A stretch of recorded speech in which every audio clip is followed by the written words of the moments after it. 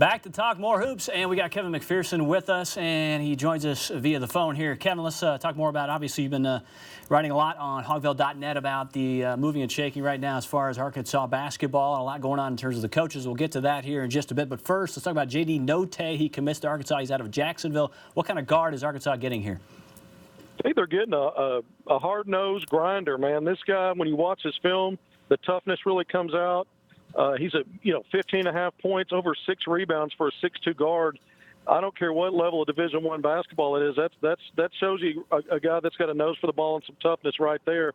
3.5 assists, nearly 2 steals. So second team All ASUN last year in Arkansas. He sit 1 year and he'll have 2 to play. But that's the 4th transfer now this spring that Eric Musselman's brought in. When you start looking back at Jean Tilsilla, Connor Vanover, and Isaiah Moss, now you've got J.D. Notte off the board into Arkansas. So big spring class right now with 4 guys coming to Arkansas. You talk about grad transfers, and that's something Mike Anderson did not look at. Grad transfer from UNT, Ryan Woolridge, taking a look at Arkansas. Your take on him? Yeah, North Texas. He's another guy that's a stat sheet stuffer. I mean, you look at his the last 2 years at North Texas, scoring around 12 points a game, but, over 5 rebounds, over 5 assists, or right around there. So a guy that can really check a lot of boxes for you is a multi-versatile guy. But another guard, combo guard, 6'3". If you look at what Musselman's done, if he were to, his visit was this weekend. If he were to commit to Arkansas, that would be 3 grad transfers. And so what we see is, with all the offers going out to 2020 kids, especially as deep as it is in-state with players for that class, you bring in grad transfers, those guys will recycle. You can go ahead and sign 2020 guys in November because the guys you just signed that are grad transfers are going to be finished in a year. So you've got a lot more flexibility in recruiting. But if let's say Woolridge comes on board, that remains to be seen. But if he does, that'll be 3 grad transfers just this spring. And his whole time at Nevada, Musselman only signed 2. Let's go right to the coaching. I mentioned the coaching because the coaching staff completed. Let's talk about Clay Mosier because this guy has so much experience, and he was just announced hired to the staff for Eric Musselman. This guy, a former Lakers assistant, and obviously he was a scout there at Golden State in Sacramento when Musselman was head coach there in the NBA. But what kind of guy is Mosier? I know you talked to Mosier. Let's talk more about him coming aboard here to the Arkansas staff. Well, he's an analytics guy. You're right. He's been with the Lakers the last 5 seasons, assistant coach and director of basketball strategy. So he's worn a lot of hats in professional basketball. He's been at 4 stops with Musselman, including on that Dominican Republic national team.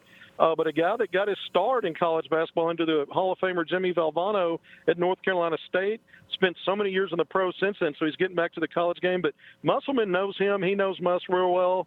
These guys are going to work well together. And now you look at Arkansas staff, you've got guys that've got a lot of NBA experience, whether it's playing, coaching, but you've also got a lot of college experience. So it's an interesting staff the way that now it's shaped up with all 3 hires finalized. Let's wrap things up here with some of the guys you saw there at the Nike EYBL in Dallas this weekend because you're talking about some outstanding talents. You've got Chris Moore, Jalen Williams, Moses Moody, a lot of other guys as well. KK Robinson, Micah Peavy, Greg Brown III, Cade Cunningham, Amari Burnett. But if you want to start at the top there, just run down Chris Moore or any guys you really just want to point out as far as where they are right now in the recruitment.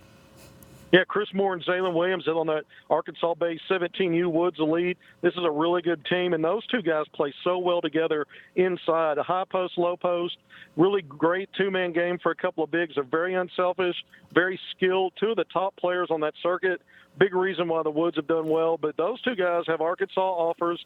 They're going to take official visits together to Oklahoma State in a little over a week. That's something to keep an eye on, Drew, because Arkansas is going to want to get them back on campus.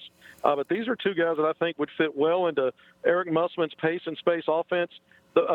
Moore has a big-time motor, so he's going to be able to make plays for you at both ends of the floor. And, of course, Williams is skilled for a 6'10" guy, is really a good passer, showed it all weekend, but he can finish in a volume rebounder. I think he's second on the EYBL circuit in rebounds. 25 seconds on Cade Cunningham. This guy is a special player. Him and Greg Brown. Greg Brown, 6'9", reminds me of Gafford, but with skill. Cade Cunningham's a 6'7" big point guard. Both of those guys can get it done, Drew. And Brown told me today that he's interested in visiting Arkansas. He's got ties to Musselman. All right, quite a list there that you saw there in Dallas over the weekend. That is Kevin McPherson, hogville.net, Hoops Insider for us here in the Pig Trail Nation. Much more coming up. We'll talk baseball, go back to baseball. We'll visit with Kendall Rogers and Teddy Cahill. some national writers, some great insight in terms of the NCAA tournament upcoming in college baseball. That's after this.